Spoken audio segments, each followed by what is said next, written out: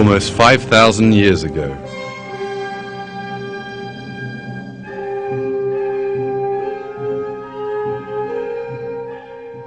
In the fertile soils of the Middle East, pagan religions prevailed in Mesopotamia.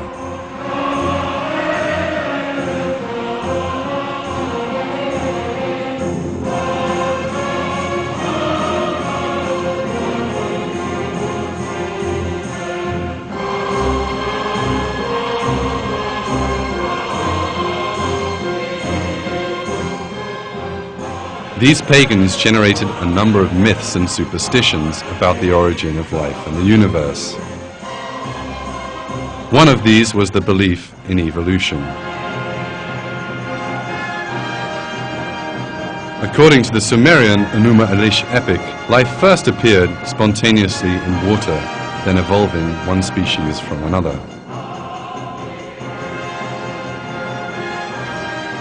Many years later, the myth of evolution found fertile ground in another pagan civilization, ancient Greece.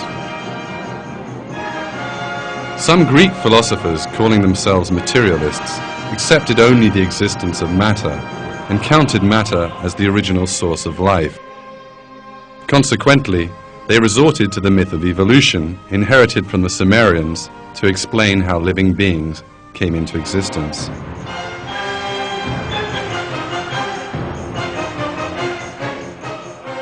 Thus, ancient Greece became the junction point of materialist philosophy and the myth of evolution. The pagan Romans later cherished this heritage.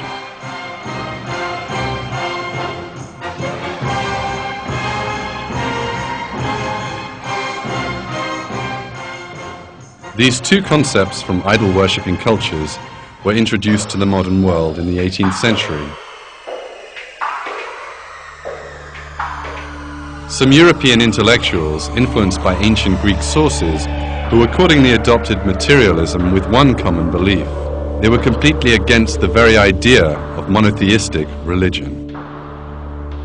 The book by the renowned materialist Baron de Holbach, The System of Nature, was considered the principal source of atheism. In this context, the French biologist Jean-Baptiste Lamarck was the first person to give a detailed account of the theory of evolution. Lamarck's theory, which was later refuted, maintained that living beings evolved from one another through slight variations over time.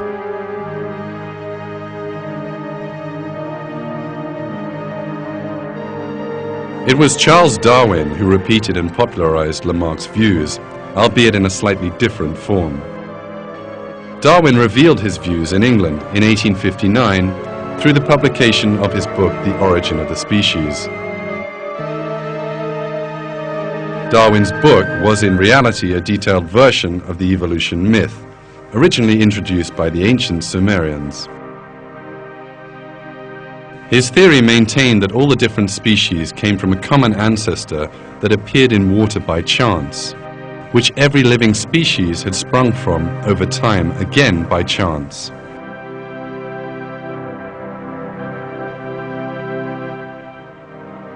This assertion of Darwin was not based on clear scientific grounds, and hence was not extensively adopted by the scientists of his time. Paleontologists in particular were aware that the entire theory was largely a figment of his imagination.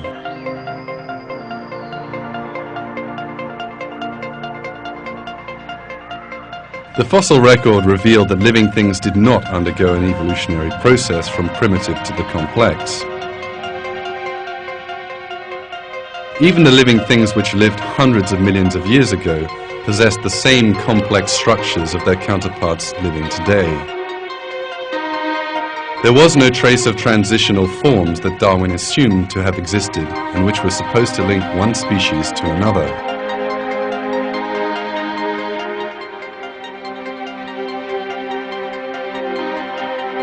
In the years to come, other assertions of the theory were refuted one after another. Biochemistry revealed that life was too complex to have emerged by chance as Darwin claimed. It was realized that even the random formation of the simplest protein molecule was impossible, let alone a living cell itself. Anatomy, on the other hand, showed that living beings had distinct designs and were created separately.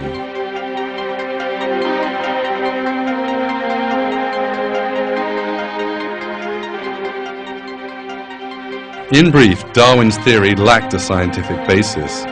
However, the theory was quick to gain political support, since it did provide the so-called scientific basis for the dominant powers of the 19th century.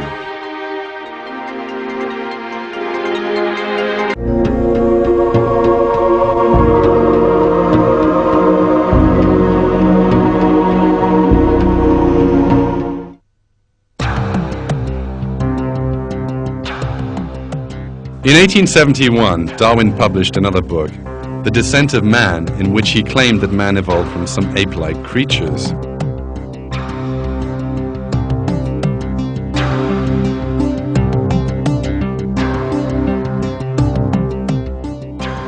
Darwin was unable to provide any evidence supporting his claims, but clearly fabricated some imaginary scenarios. Darwin also embraced an interesting thought. He asserted that some races were more evolved and therefore more advanced than others, whilst other races, on the other hand, he considered still to be at the same level as the apes.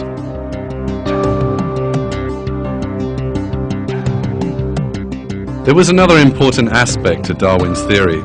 He erected his entire theory on the concept of struggle for survival. According to him, a fierce conflict, a bloody struggle pervaded the natural world. The strong always won against the weak and thus ensured development.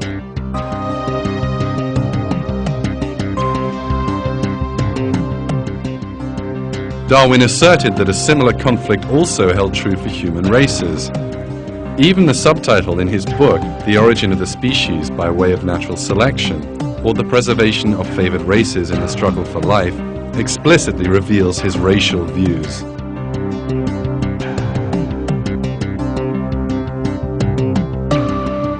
According to Darwin, the favored race was the European white man. Asian or African races were, quite simply, failing in the struggle for survival. Darwin went one step further and even suggested that these races would finally be totally annihilated.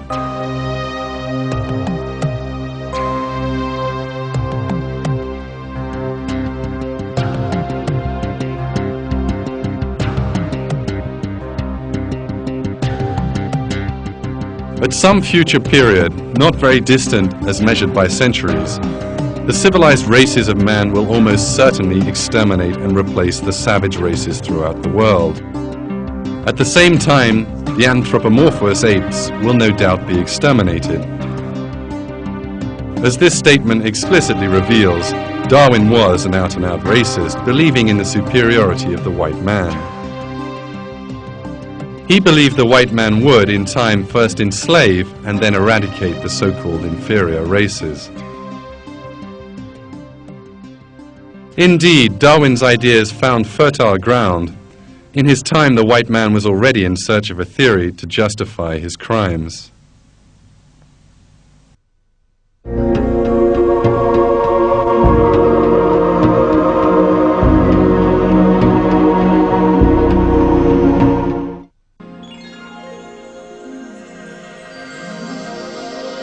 From the 16th century on, Europeans started to colonize various parts of the world.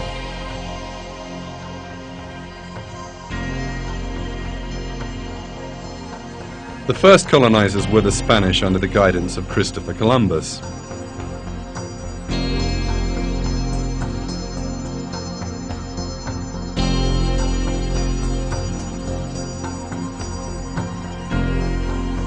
In a short while, the Spanish conquistadors invaded South America, enslaving the native peoples who inherently had been a peaceful race.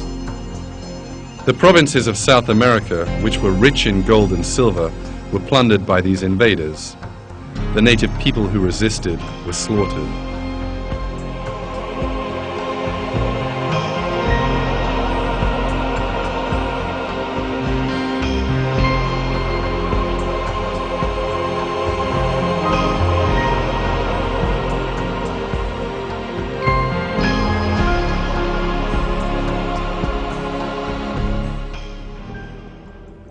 After the Spanish, the Portuguese, the Dutch, and then the British took part in the competition for colonization.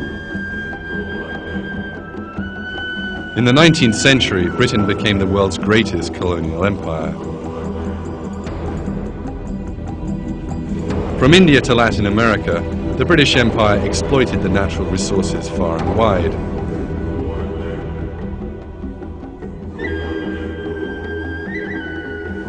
White man was plundering the world for his own interests.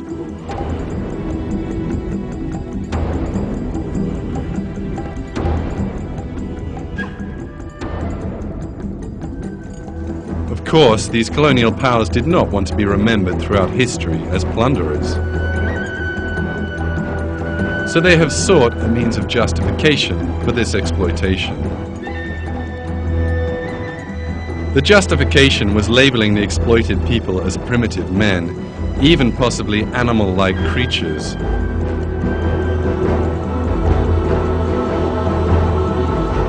Such assertions were first put forward during the early period of colonization, the time when Christopher Columbus set sail for America. By claiming that the American native people were not real human beings, but a developed animal species, the Spanish colonizers sought to justify their enslavement.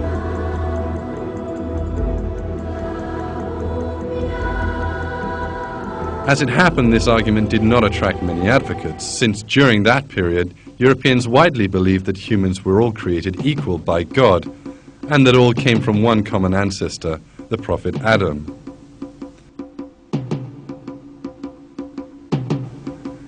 However, things changed in the 19th century.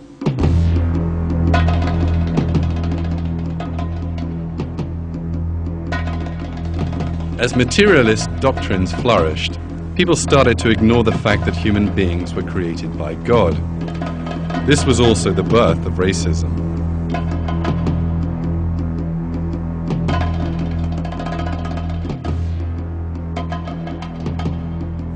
Indian anthropologist Lalita Vidyarthi states,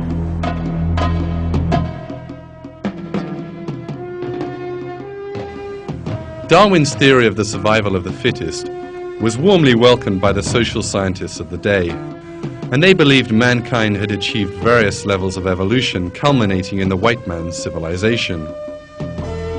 By the second half of the 19th century, racism was accepted as fact by the vast majority of Western scientists.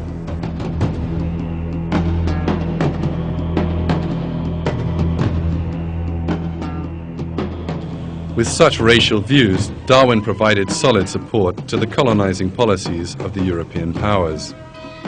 The imperialism of Victorian Britain chose Darwinian theory as its so-called scientific basis and justification.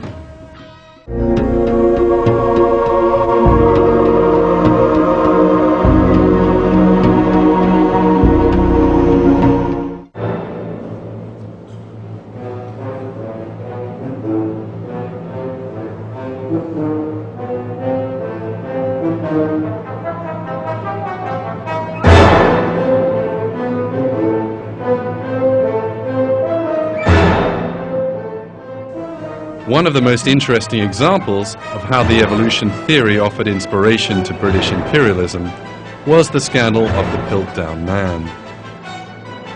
In 1912, a strange skull was dug up in Piltdown, England. Charles Dawson, the scientist who found the skull, together with his team declared that it belonged to a creature that was half ape, half human. Arthur Keith, the famous evolution anatomist, examined the fossil and confirmed the results. However, Dawson and Keith emphasized an important point. The brain size of Piltdown Man was as big as that of modern man. The jawbone, however, had ape-like features.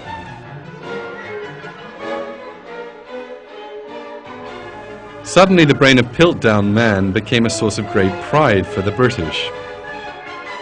Since his skull was found in England, it surely had to be an ancestor of the British. The great size of the brain was supposed to indicate that the British had evolved to a higher status than the other races, thus in effect confirming that the British mind was superior. which is why the discovery of Piltdown Man aroused such great excitement in England. Newspapers ran headlines.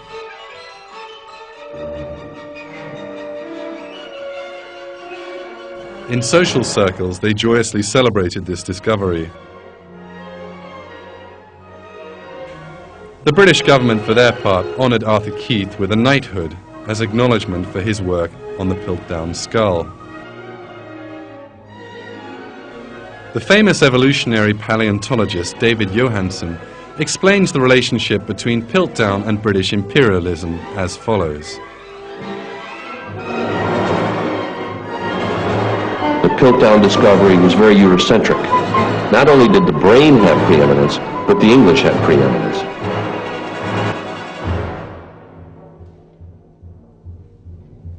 The inspiration the English derived from Piltdown Man lasted for 40 years. Then in 1953, a scientist named Kenneth Oakley examined the fossil in detail and disclosed that it was in fact the greatest forgery of the 20th century.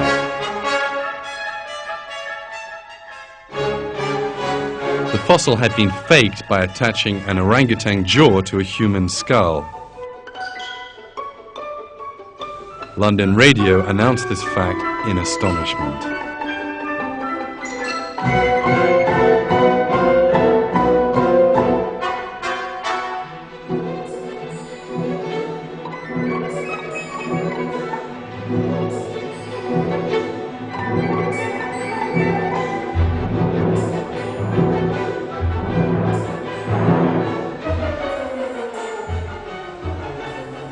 For the evolutionists, the Piltdown Man scandal was only a beginning. In the coming years, other skulls were presented as proof of the ancestor of man, but later each one of these proved to be either a fraud or a misinterpretation. It was determined that these skulls either belonged to extinct ape species or ancient human races. Despite this fact, evolutionists went even further and dared to present fossils of chimpanzees, orangutans, and even pigs as ancestors of man. Yet over time, they had to reject these fossils, to which they gave names such as Zinjanthropus, Ramapithecus, and Hesperopithecus. The story of Piltdown Man provides a symbolic indication of how British racism derived support from the theory of evolution. English imperialism had actually found more solid grounds to rely on.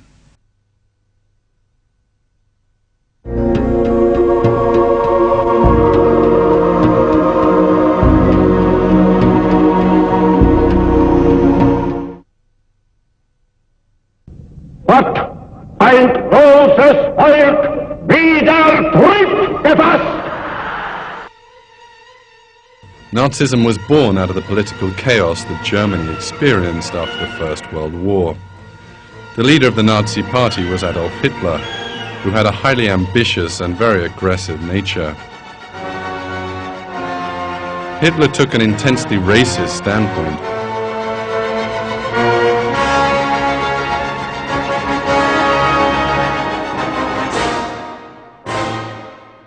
He firmly believed in the superiority of the German or Aryan over the other races. His dream was that the German Aryan race would soon conquer the world and establish an empire that would last for 1,000 years. Darwin's theory of evolution appeared to provide a scientific basis for Hitler's own racist theories.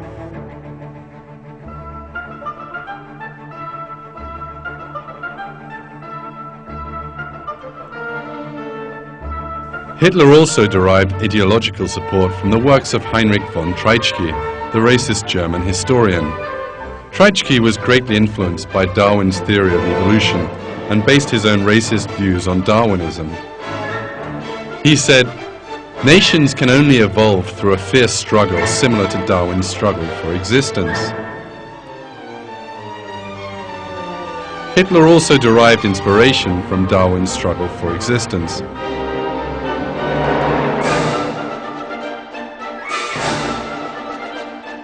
The name of his famous book, Mein Kampf, which means My Struggle, was a mere expression of this Darwinist concept. Indeed, Hitler, just like Darwin, rated the non-European races as little more than apes, and added,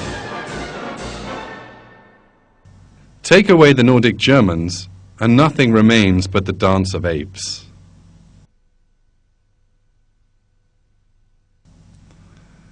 The basis for the evolutionist views of the Nazis lay in the concept of eugenics.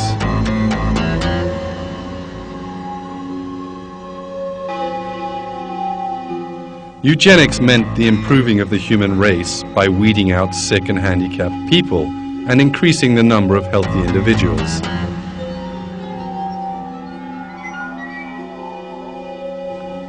According to the theory of eugenics, the human race could be improved in the same way that better kinds of animals can be bred by mating healthy specimens.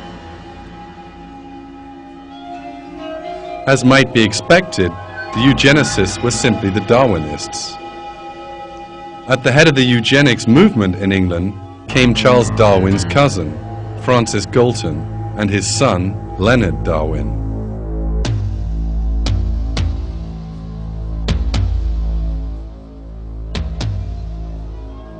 It was evident that the theory of eugenics was a natural consequence of Darwinism. This fact is also made very clear in publications that promote this dubious science. To quote but one, eugenics is the self-regulation of one's own evolution.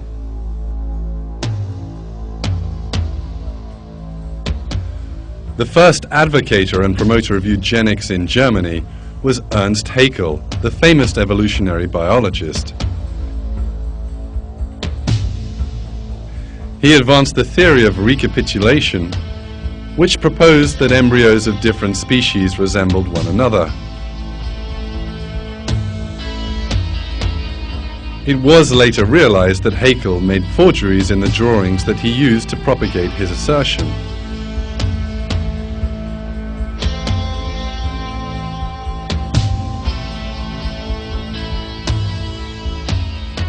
Haeckel falsified his drawings in order to show fish, human, and chicken embryos were similar to one another.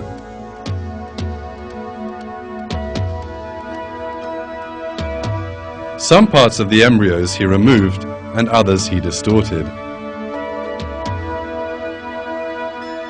Even Haeckel himself later confessed that his drawings were works of forgery. However, evolutionist circles turned a blind eye to the forgery just to sustain the theory.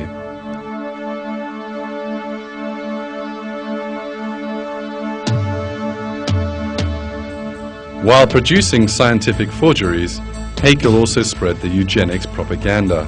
He suggested that disabled newborn babies should be killed as soon as possible in order to speed up the process of evolution in society.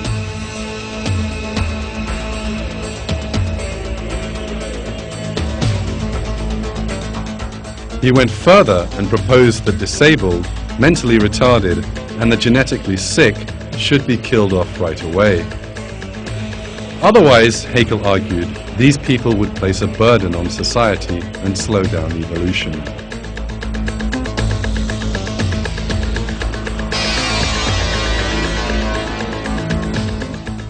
Haeckel died in 1919, but the Nazis inherited his cruel ideas.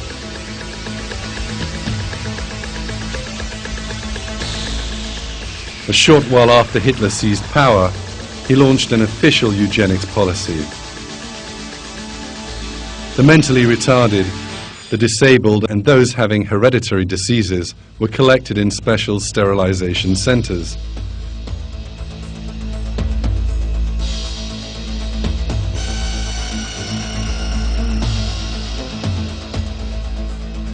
These people were considered parasites who posed a threat to the purity of the German race and hindered the progress of evolution. Indeed, in a short time, these isolated people started to be murdered at Hitler's secret command.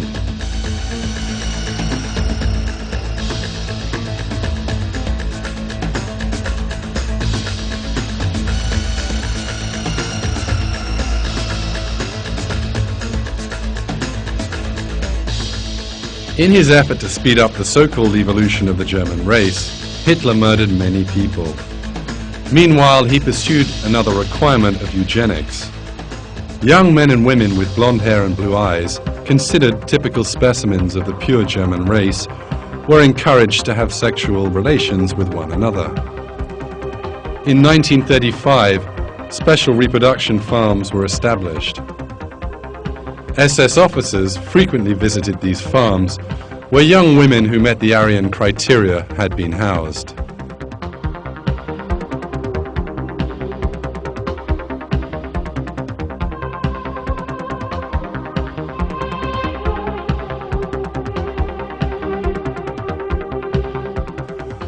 In order to improve the so-called superiority of the Aryan race, Nazis were resorting to Darwinian concepts.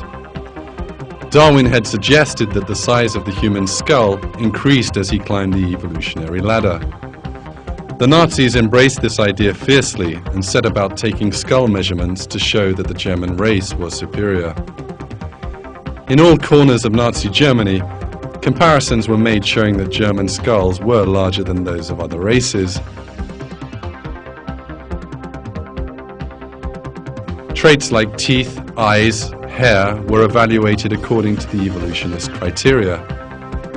Individuals whose measurements were found to be contrary to official German race specifications would be annihilated according to the Nazi eugenics policy. All these outlandish principles were applied in the name of Darwinism.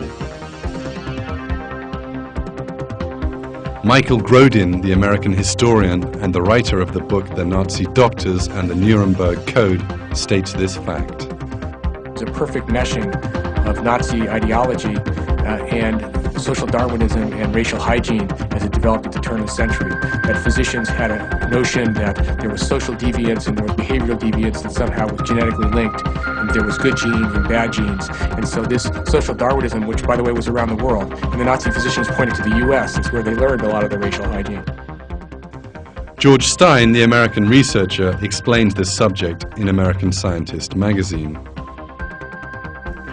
National Socialism, whatever else it may have been, was ultimately the first fully self-conscious attempt to organize a political community on a basis of an explicit biopolicy. A biopolicy fully congruent with the scientific facts of the Darwinian revolution. Sir Arthur Keith, the famous evolutionist, commented about Hitler. The German Führer is an evolutionist. He has consciously sought to make the practice of German policy conform to the theory of evolution.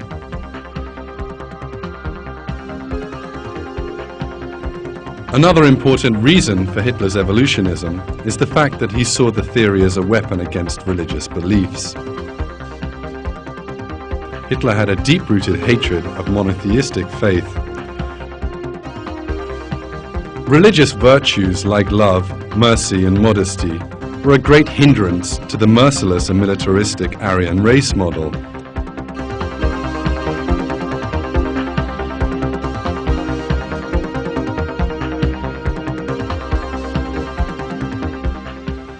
That is why, from the time the Nazis seized power in 1933, they aimed for a return to ancient pagan religion for German society.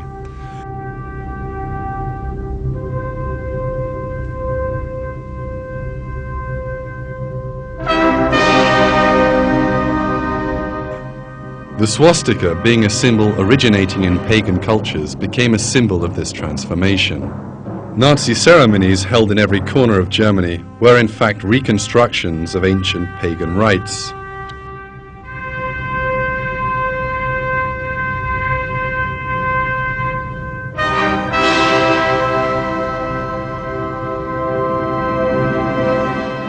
As mentioned before, the theory of evolution itself was a heritage from pagan cultures. So here we see the inextricable links between paganism, Darwinism, and Nazism. At the root of all the murders committed by the Nazis lay this pagan culture. The Nazis revitalized the savage pagan culture and received solid support from Darwin's atheist theory to legitimize it. The reality is, however, that cruelty, murder and corruption on earth are strictly forbidden and condemned by religion. God in the Quran summons people to justice, compassion, and modesty. Cruelty and arrogance are cursed, as God says in one of his verses. God does not love corruption.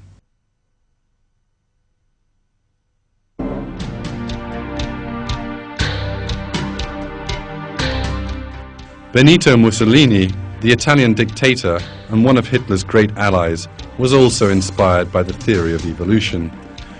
In his youth, he wrote articles which portrayed Darwin as the greatest scientist ever. After coming into power, his fascist Italy occupied Ethiopia.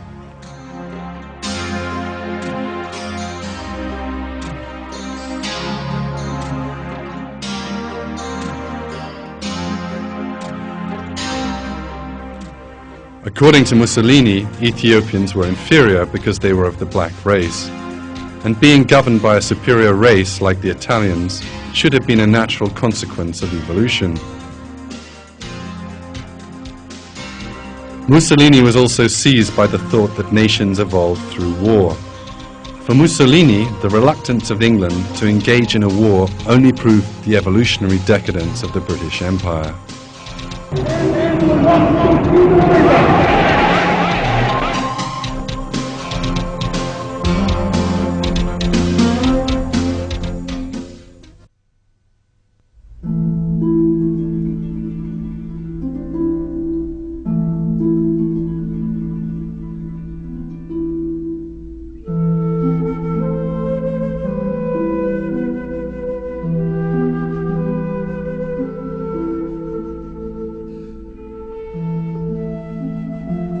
Eventually, the Nazi Empire lost the Second World War and went down in history as having murdered millions of innocent people.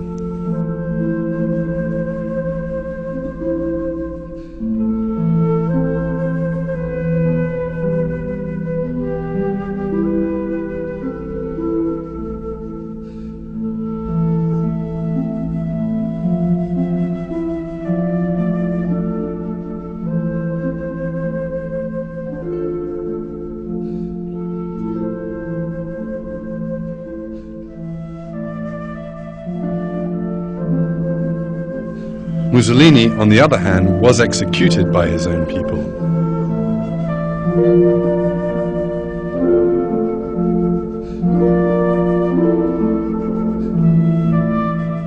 Yet still, Darwinist thought, which provided the foundation for Nazi ideology, has persisted.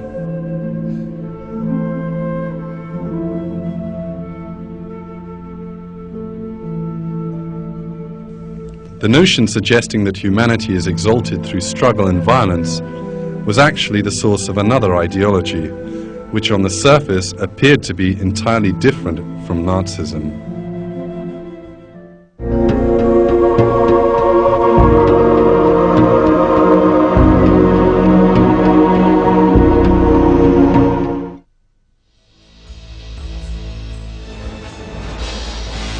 Materialist philosophy, which was born in ancient Greece, enjoyed a victory in the 19th century. This ancient philosophy owed its success to the two German philosophers, Karl Marx and Friedrich Engels. Marx and Engels tried to explain the materialist philosophy, which had survived through the ages, in terms of a new method called dialectics. Put briefly, dialectics was the assumption that all development in the universe was a consequence of competitive and self-interested conflict between opposing forces. Marx and Engels used dialectics to explain the whole of world history. Marx's simplistic analysis suggested that the history of humanity was based on conflict, and that the current conflict was between the proletariat and the bourgeoisie. He predicted that individual workers would come to realize that their only hope was to unite and stage a revolution. Both Marx and Engels had a profound hatred of religion. As confirmed atheists, they insisted that the eradication of religion was necessary for the success of communism. Round about the time that Marx and Engels were formulating these ideas, there was a significant development which could serve to support their theories. Darwin came on the scene with his book, The Origin of the Species. Darwin proposed that in the world of biology, living beings evolved and survived as a result of a struggle for existence. What was this if not dialectics? Furthermore, this was a dialectics that appeared to deny any role for religion, including the existence of creation or a creator. This was an exceptional opportunity for Marx and Engels.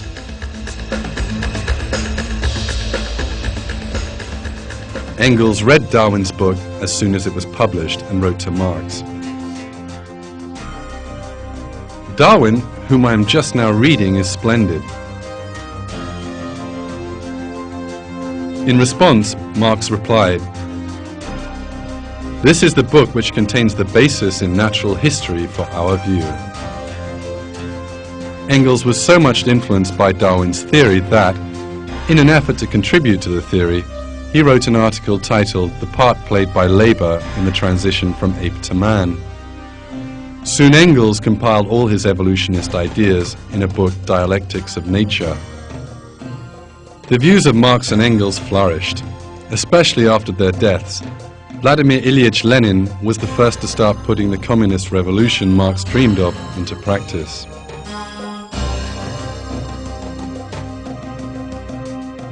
Lenin was the leader of the communist Bolshevik movement in Russia. At that time, the Tsarist regime in reign was ruled by the Romanov dynasty. The Bolsheviks, led by Lenin, had been looking to get rid of the Tsarist regime by force. The confusion caused by World War I offered the opportunity that the Bolsheviks so wanted. In October 1917, they seized power.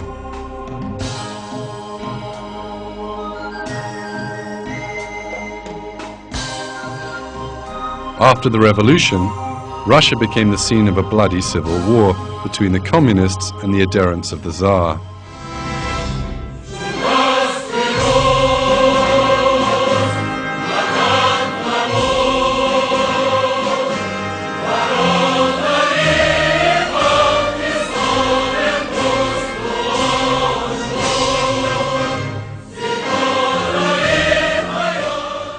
Everyone considered rivals by the communists, including the Romanov family, were brutally killed.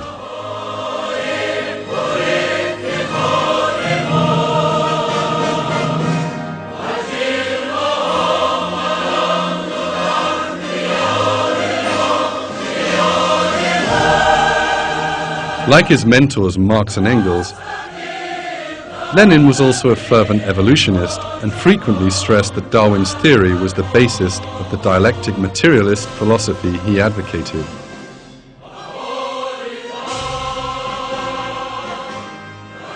Trotsky, the second important name in Bolshevik revolution, also attached much importance to Darwinism.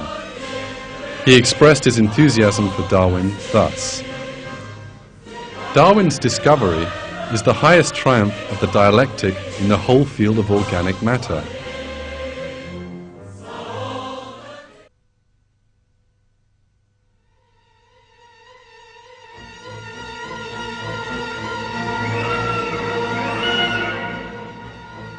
Joseph Stalin, one of the cruelest communist dictators, succeeded Lenin in 1924.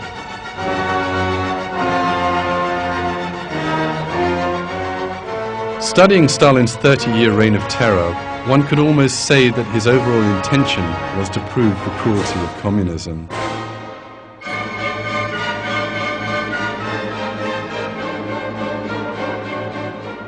One of his first actions was the collectivization of land.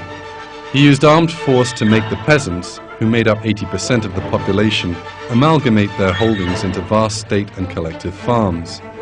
Grain was harvested by armed troops.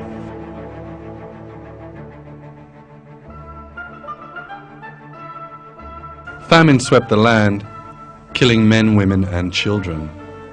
But Stalin continued to export grain stocks rather than feed his people.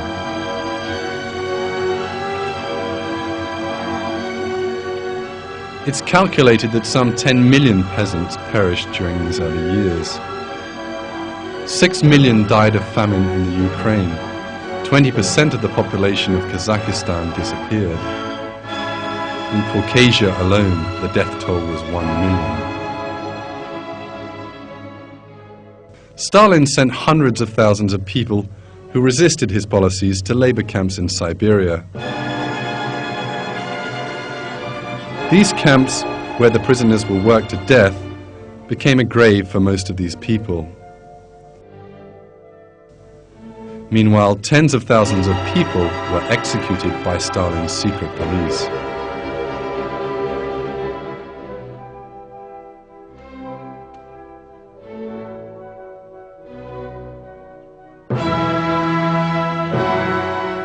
And in the Crimea and Turkestan regions, millions of people were also forced to emigrate to remote corners of the Soviet Union.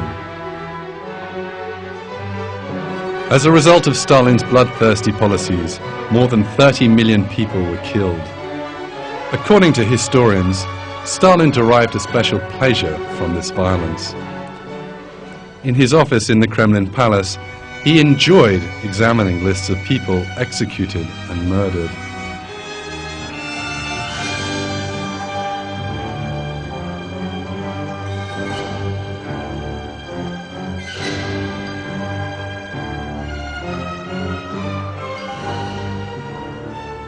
Besides his psychological condition, the factor making Stalin such a merciless mass murderer was his deep-rooted belief in materialist philosophy. And the basis of this philosophy, in Stalin's interpretation, was Darwin's theory of evolution. He said,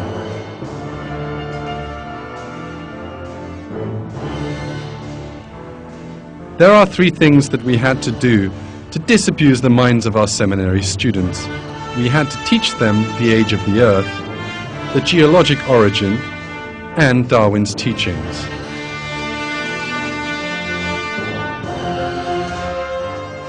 Another indication of Stalin's blind attachment to the theory of evolution was the outright rejection by the Soviet education system of Mendel's laws of genetics. From the early 20th century, Mendel's laws had been accepted by the scientific community, but not in the Soviet Union. They invalidated Lamarck's claim, also partly accepted by Darwin, regarding the transmission of acquired traits to succeeding generations. The Russian scientist Lysenko saw this as a heavy blow to the theory of evolution and developed a Lamarckist alternative. Stalin was impressed by Lysenko's ideas and made him head of the official scientific institutions. Until Stalin's death, the science of genetics was not accepted in the scientific institutions of the Soviet Union. During the totalitarian rule of Stalin, another communist regime underpinned by Darwinism was established in China. In 1949, after a long civil war, the communists won power under Mao Zedong's leadership. Mao established a bloody and repressive regime, as had his ally Stalin, who now provided him with support. Countless political executions took place in China. Nearly 30 million people died because of the horrible famine which resulted from Mao's insane policies. During the years of Cultural Revolution, the young militants called Mao's Red Guards threw the country into a state of utter chaos and fear.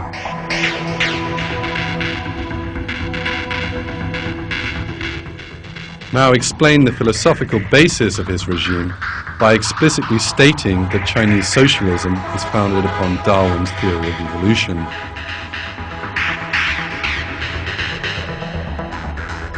Harvard University historian James Reeve Pusey also acknowledges the Darwinist influence on Maoism.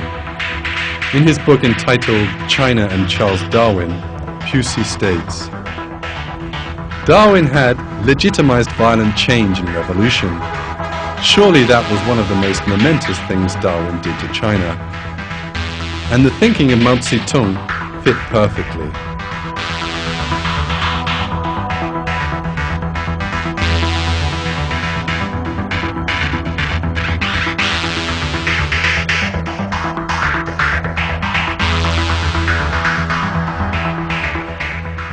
Communism has caused terror, guerrilla war and civil wars in many countries. In Cambodia, the communist Khmer Rouge slaughtered nearly 1/3 of the country's population. People were killed only because they took a few grains from the collective farms, or they said a word inconsistent with communism. The remnants of the Cambodian massacres clearly display the horror of communism without any further need for words.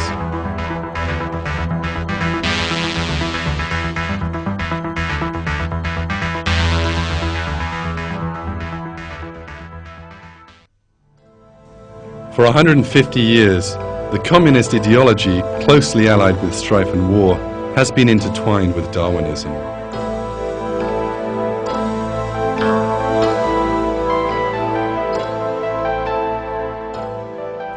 Today, Marxists and communists are still the foremost advocates of Darwinism. In almost any country, the most enthusiastic advocates of the theory of evolution tend to be Marxists.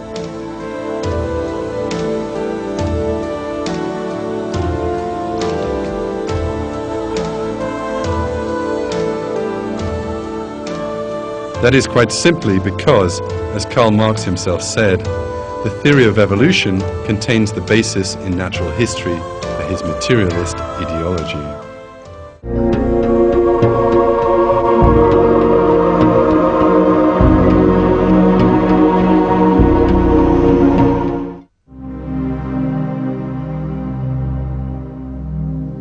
Darwinism was advanced 150 years ago. Since then, its dark legacy to humanity has been a turmoil of brutal dictators, racism, torture, persecution, and war. This is the natural consequence the attitudes of both Darwinism and materialism have towards mankind. It is inevitable that this combined philosophy that regards human beings as no more than animal species puts its faith in matter alone and maintains that conflict is the unchanging law of nature, will dehumanize individuals and brutalize societies. And the real reason for all this is man's denial of his own creator. A society turning its back on God and being carried away by dogmas like materialism becomes prone to all forms of degeneration.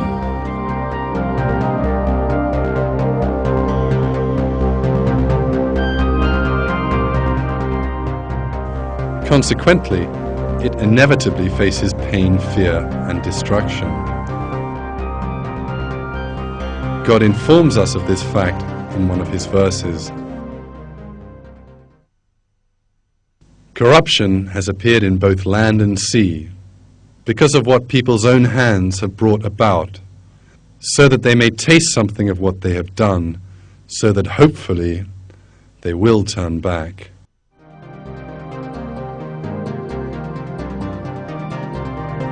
Peace, justice, and security can be attained only when Darwinism and materialism are exposed to the world as the deceptions they really are. And when man knows the purpose of his creation, that purpose is to turn to one's creator, to turn to God.